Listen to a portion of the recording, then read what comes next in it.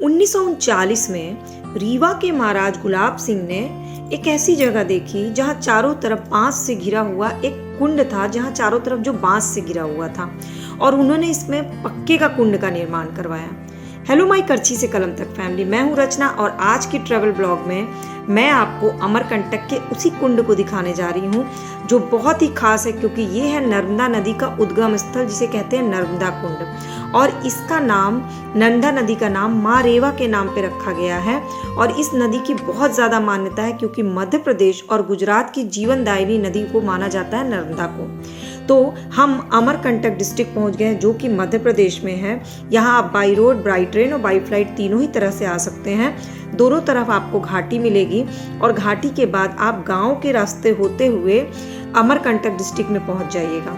और ये इतना खूबसूरत है, दोनों तरफ इतनी ग्रीनरी है और इतना ज़्यादा आपको अच्छा लगेगा। यहाँ का एटमॉस्फेयर, यहाँ का मौसम इतना अच्छा है कि आप किसी भी मौसम में घूम सकते हैं। जबकि ये कहा जाता है कि नर्मदा परिक्रमा दो तरह से होती है, पहला हर माह के नर्मदा पंचकोशी यात्रा में और दूसरा नर्मदा की परिक्रमा होती है। तो प्रत्येक माह में होने वाली पंचकोशी यात्रा की तिथि कैलेंडर में दी हुई होती है। तो हम पहुंच गए हैं ऑलमोस्ट नर्मदा कुंड के पास। रास्ते में हमें तरह तरह के जगह जगह की कला संस्कृति वाली मंदिर मिले, जैसे कि ये जैन मंदिर है, दक्षिण के डिज़ाइन के मंदिर मिले, बहुत ही खूबसूरत। मतलब आप यहाँ पहुँचेंगे तो आपको लगेगा कि प्रॉपर किसी धर्म स्थल में आए हैं। अब ये हम पहुँच गए नर्मदा कुंड के पास। वहाँ बाहर एक मार्केट लगा हुआ और यहाँ के जो पत्थर है उसको प्रॉपर शिवलिंग माना जाता है। तो अगर आप यहाँ जाते हैं तो यहाँ से एक छोटा सा शिवलिंग ज़रूर लीजिएगा, इसकी बहुत मान्यता है। अब हम पहुँच गए नर्मदा कुंड के उस मंदिर के पास जहाँ सफ़ेद रंग के टोटल 34 मंदिर बने हुए हैं और अलग अलग भगवान के मंदिर है। राम जानकी मंदिर, अन्नपूर्णा मंदिर, दुर्गा मंदिर, सूर्य नारायण मंदिर। ये परिक्रमा वाला द्वार है जहाँ पे लोग परिक्रमा करने के लिए आते हैं।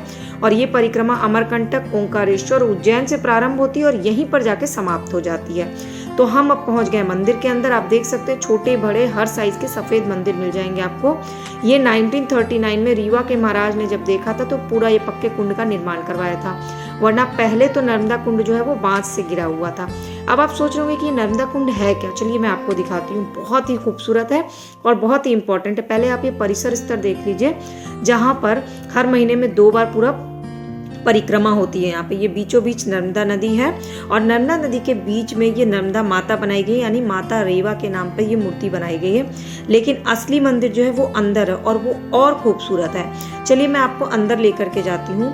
आपको पता है कि यहाँ पे 7 नदियों में से नर्मदा नदी और सोनभद्रा नदी का उद्गम अमरकंटक की, और बेसिकली ऋषि मुनि लोग यहाँ पे तपस्या करते थे, इसलिए ये तपोभूमि के नाम पे है। ये पूरा ये अमरकंटक जो है ना एक धार्मिक स्थल है।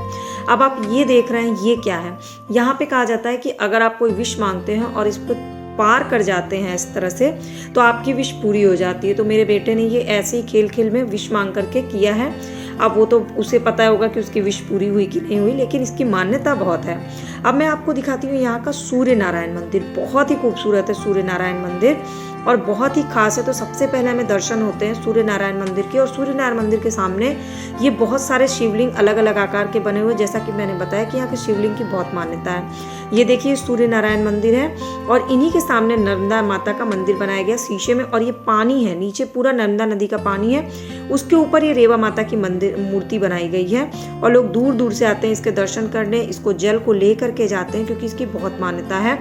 और यहाँ पर परिक्रमा करने के लिए लोग आते हैं और ये जो नदी है ना इसको लोग जीवनदायिनी नदी मानते हैं। तो जब भी अमरकंटक जाइए तो सबसे पहले नर्मदा कुंड का दर्शन जरूर करिए और उसके बाद जिन जगहों का दर्शन करना है इसकी वीडियो मैंने और भी शेयर की हुई है। ढेर सारी ट्रैवल ब्लॉग देखनी होगी तो मेरे चैनल के प्लेलिस्ट को ज़रूर विजिट करिएगा। और daily free of cost video update रहना हो तो सब्सक्राइब बटन को क्लिक करके बेल आइकन को प्रेस कर लीजिए। आपको अमरकंटक का नर्मदा कुंड का विजिट कैसा लगा मुझे कमेंट करके ज़रूर बताइएगा। और अमरकंटक से जुड़ी और भी वीडियोज़ हैं उसे मेरे चैनल के प्लेलिस्ट पर ज़रूर जाके देखिएगा। हेल्दी रहिए और खूब घूमिए, लेकिन सेफ्टी मेजरमेंट के साथ घूमिए, तो आपको घूमने में भी बहुत मज़ा आएगा और आप बहुत इंजॉय करोगे। Thanks for watching this travel blog.